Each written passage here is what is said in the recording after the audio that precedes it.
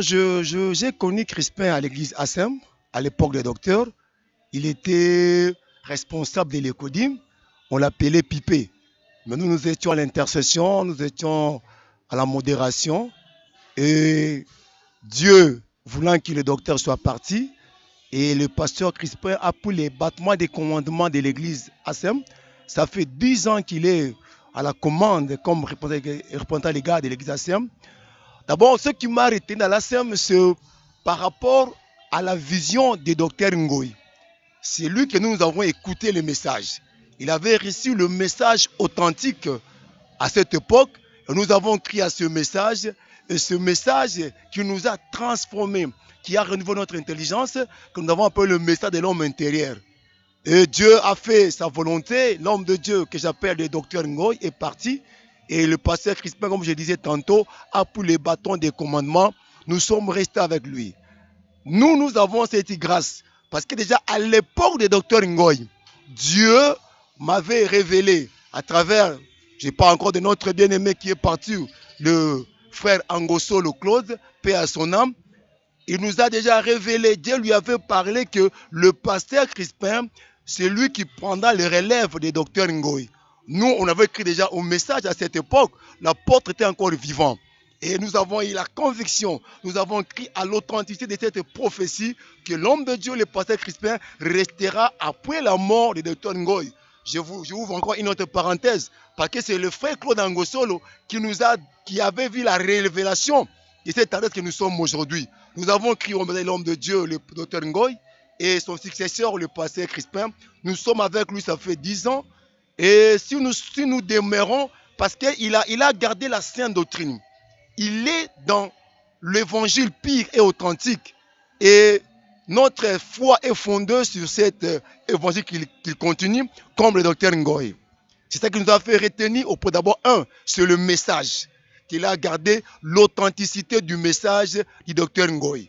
Et nous avons crié à ce message et nous demeurons avec lui. Ce n'est pas facile, mais il y a des choses beaucoup vont dire. Nous rendons d'abord grâce à Dieu parce qu'avec les 10 ans, nous avons senti en lui la passion de l'œuvre de Dieu.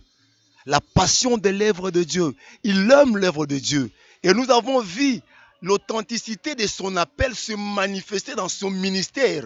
Parce qu'il est dans le, comme on dit, le point sur les îles, le bas sur les têtes, il est correct. C'est un homme, je peux dire, comme Job, a été témoignage de Dieu, un homme intègre, juste, et cette passion de l'œuvre de Dieu. C'est que nous constatons en lui la détermination, la conviction du progrès de l'œuvre. Et tant que collaborateur, ce que je retiens en lui, la détermination, le progrès de l'œuvre en lui et la passion de l'œuvre de Dieu pour que le progrès soit réel, visible et palpable.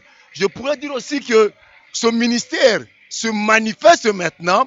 Bien sûr, chacun de nous a une particularité. Chacun de nous a sa grâce. Nous sentons lui, sa grâce se manifester pendant ces 10 ans.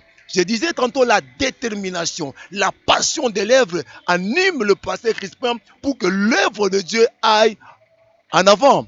Aussi, il garde un bon témoignage de sa vie personnelle, de sa conduite. Oui, il n'est pas parfait, je peux le dire, mais il garde un bon témoignage dans sa conduite, dans sa vie étant qu'homme de Dieu. Nous retenons cela.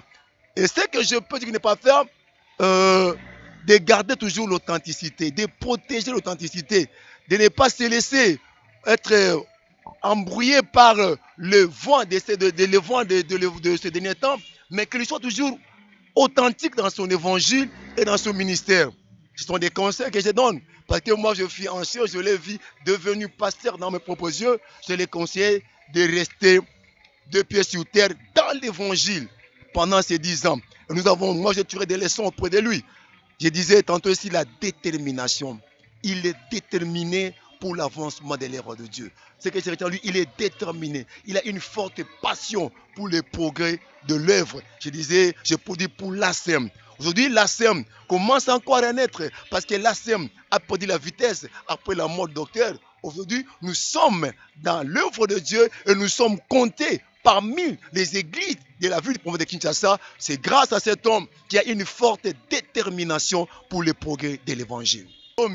O asali na kati ya lotomo ya kokamba lingomba ya ASEM ya yambo ayeba kovanda kati na makomi atango wana te kati na makomi ya mibale na kosenga na ye ayeba kobatela litatoli na etamboli na ye pote litatoli ezali moko epesaka bomoto na mosali na Nzambe ya mibale na kosenga na ye azala na kati na bwanya ya kokamba lingomba pe ayeba koyika mpiko alemba te na kosenga na ye o tosengi bopikiliki ya musala ezala kati na ye ona koyebisa ye pe na koyebisa pe na bayebanso bakonde biso na bilili bada na kotia eliki epa na mosali na Nzambe biso toyebi ye aza moko ya basali na Nzambe oyo azwi mbela oyo ezali ya solo kouta epa na Nzambe mpo na kosala kati na elanga na ye tika ete Nzambe na lola ayeba kobatela mosali na ye ona koloba yango wana Nzambe asunga ye abakisela ye akoleka na mibu akobakisa nsima mbula zomi oyo asili kosala.